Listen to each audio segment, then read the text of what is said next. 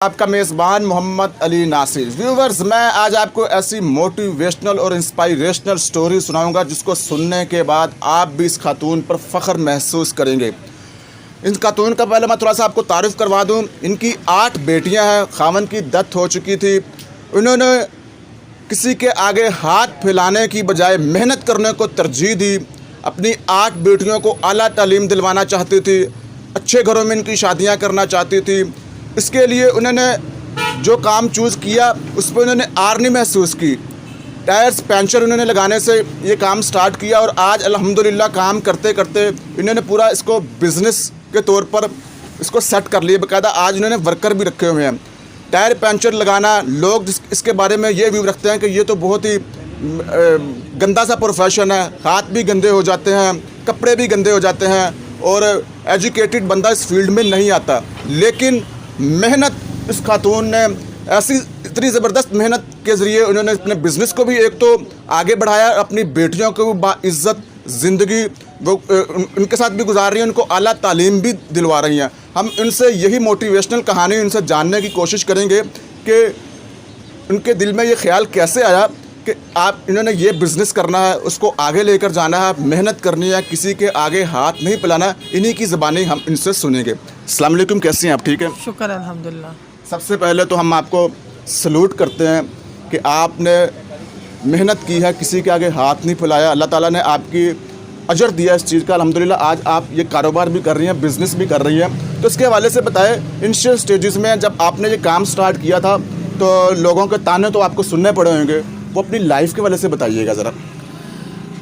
लोगों की बातें तो ज़ाहिर है सुननी पड़ती हैं। जब मैं इधर आके शॉप पे बैठी थी, अपना काम शुरू किया था, तो तकरीबन 2 माह तो मैं बड़ी मुश्किलात मुझे देखनी पड़ी। इस चीज़ को, हर चीज़ को फोकस किया, मैंने देखा, समझा और इग्नोर किया। फिर मैंने कि ज़ाहिर है लोगों की नज़रें, लोगों की बातें, सबको इग्नोर किया, क्योंकि मैंने अपने बच्चों को आला तालीम देनी है, उनको पढ़ाना है और उनकी शादियाँ भी करनी है। मेरी माशाल्लाह 8 बेटी हैं। कमाने वाला कोई भी नहीं है, बेटा भी नहीं है। मियाँ हस्बैंड मेरे जो फोत हो गए हैं, तो ये मैंने कदम इसीलिए उठाया कि मैं किसी के आगे भीख नहीं मांगूंगी, हाथ नहीं फैलाऊंगी और अब मेहनत से अपने बच्चों को पढ़ाऊंगी भी और उनकी शादियां भी करूंगी। तो जब आपके हस्बैंड की वफ़ात हो गई, आपने जिस तरह बताया कि आपका कोई बेटा भी नहीं था, तो आप शुरू में हिम्मत नहीं हारी? आपका दिल में ये नहीं होया कि ना मर्द ही नहीं है हमारे घर में कमाने वाला, औरत को तो और भी बड़े मुश्किलात देखनी पड़ती हैं सोसाइटी में जब वो बाहर निकलती है, ताने और तरह के सुनने पड़ते हैं, ख़ानदान के भी ताने। दिल में ये ख्याल जब आया ही होगा आपको, तो आपने उस चीज़ को कैसे फेस किया? पहले तो आप हमें ये बताएं कि दिल में आपको ये ख्याल आया था उस वक्त?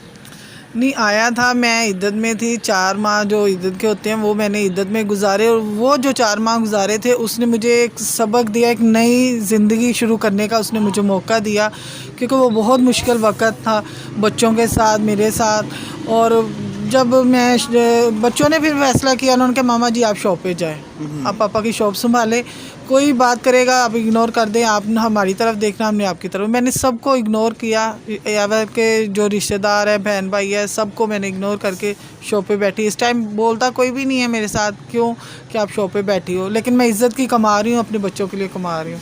तो अब हमें ये भी बताएं कि आपकी जो बेटियां कहाँ पर वो एजुकेशन हासिल करती हैं, कितनी फ़ीस जो उनसी है वो आप उनकी पे करती हैं? फिर आपने अपनी किसी बेटी की शादी भी की और वो किस तरीके से आपने जहेज़ के लिए जो आपने पैसे कलेक्ट किए होंगे, ज़ाहिर बात आपने यहीं पर ही मेहनत की, उस वाक़ये के हवाले से भी हमारे व्यूवर्स को बताएं कि उस चैलेंज को आपने कैसे देखा?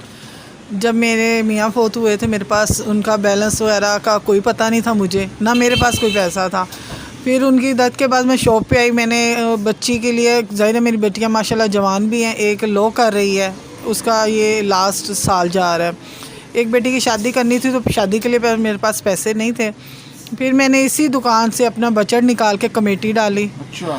वो कमेटी निकली, फिर उसी से मैंने अपनी बेटी की शादी की और इंशाल्लाह आगे भी इसी तरह ही सर्कल चलता रहेगा। बेटियों को पढ़ा रही हूँ, मेरी माशाल्लाह सारी बेटियाँ पढ़ रही हैं, तो इसी तरह इनके लिए कमाऊँगी और इनको पढ़ाऊँगी भी और इनकी शादियाँ भी कराऊँगी। तो फ़ीसें आपको पता है पाकिस्तान में एजुकेशन सिस्टम कितना महंगा है, तो ज़ाहिर बात है इसकी फ़ीसें तो लाखों में ही आपको पे करनी पड़ती होंगी। अपने एजुकेशन के लिए ज़ाहिर बात है अपने बच्चों को किसी मकाम पर आप देखना चाहती है, एक माँ अपने बच्चों के लिए सब कुछ कुर्बान कर सकती है।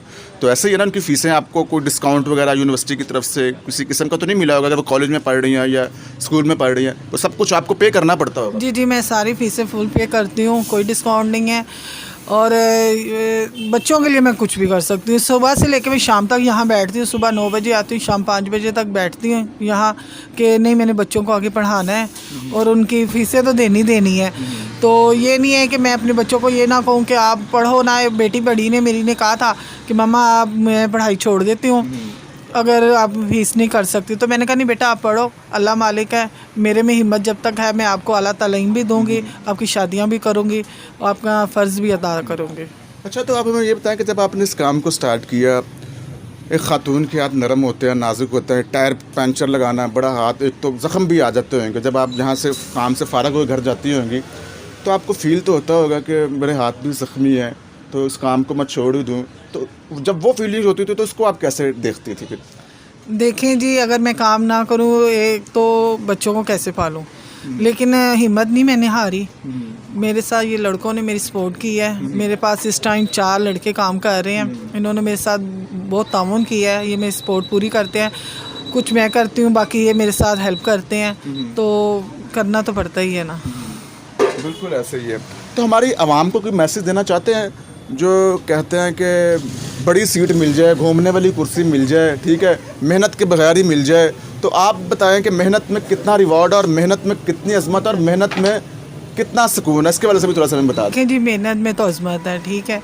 मैं यहाँ से जब घर जाती थी वाकई मेरी हिम्मत बिल्कुल ख़त्म हो चुकी होती थी, लेकिन जब मैं बच्चों की तरफ देखती थी, घर की तरफ देखती थी और देखती थी कि बेटा भी कोई नहीं है, मैंने खुद ही करना है, तो फिर खुदा अल्लाह की तरफ से मेरे में हिम्मत आ जाती थी। मैं सुबह फिर उठना, दुकान पे आना, 2 टाइम की हक हलाल की रोटी कमानी। इस हक हलाल की रोटी, दाल रोटी खाने से बेहतर है मुझे कि मैं हक हलाल की कमा के खाऊँ। इसमें मुझे दाल रोटी भी मिल रही है तो वो मेरे लिए एक गोश्त की तरह, ठीक है। मैं किसी से मांगने के लिए नहीं बैठी हुई कि मैं मांग के खाऊं। मैं अपने हाथों से कमा के, अपनी मेहनत से कमा के अपने बच्चे पालना चाह रही थी। तो हमारे व्यूवर्स को भी कोई मैसेज दे दें आप इस हवाले से। मैं औरतों के लिए ये मैसेज दूंगी कि औरतें जितनी भी ये काम के लिए नहीं जाती, यानी कि इग्नोर करती हैं, बल्कि वो मेहनत करें। मर्दों से ज़्यादा उनमें हिम्मत भी है और वो मेहनत भी कर सकती हैं। औरत घर भी संभाल सकती है, औरत काम करके अपने बच्चों को भी पाल सकती है। अगर औरत हिम्मत करे तो वो मुल्क भी चला सकती है। ज़बरदस्त, आपने बड़ा ज़बरदस्त, बड़ा खूबसूरत मैसेज दिया है हमारे सुनने वालों को। जी व्यूवर्स, तो ये आपने स्टोरी सुनी है इस खातून की कि किस तरीके से उन्होंने अपनी ज़िंदगी के नशेबो फराज का मुकाबला किया। काम में उनको किसी किस्म की ये नहीं समझा कि ये काम छोटा है, इसको करना ही नहीं है, ज़माना क्या कहेगा, लोग क्या कहेंगे, लोगों के तानों से मैं नहीं वो आई। उन्होंने मेहनत की, टायर्स को पंचर लगाती थी, बड़ी मुश्किल उन्होंने ज़िंदगी देखी। उनके हाथ भी काले हो जाते थे, हाथ ज़ख्मी भी हो जाते थे, लेकिन अपने बच्चों को तो पालना था। एक तरफ वो माँ थी और दूसरी तरफ उन्होंने अपने फैमिली को भी चलाना था। तो व्यूअर्स, उन्होंने आपको बताया किस तरीके से जब वो मेहनत करके घर जाती थी तो एक पुरसकून तरीके से वो, एक तो उनको नींद भी आती थी और उन्हें कोई खौफ भी नहीं होता था कि मैंने किसी का हक तो नहीं मारा होगा, मैंने किसी से मांगे तो नहीं होंगे, किसी से उधार पैसे तो मांग कर तो नहीं फैमिली को चला रही। इसलिए इन सब चीज़ों से आज़ाद होकर मुझे एक पुरसकून नींद आती थी। और अल्हम्दुलिल्लाह आज अपना कारोबार कर रही हैं। 3-4 मुलाजिम उन्होंने रखे हुए हैं और जो इनकी 8 बेटियाँ हैं उनको आला तालीम दिलवा रही हैं। इसके अलावा उन्होंने अपनी एक बेटी की शादी भी कर दी है बड़े अच्छे तरीके से। व्यूवर्स, ये थी हमारी आज की वीडियो। यकीनन आपको हमारी ये वीडियो पसंद आई होगी। हमें नेक्स्ट वीडियो तक के लिए इजाज़त दें। अपना बहुत ख्याल रखिएगा। खुदा हाफिज़।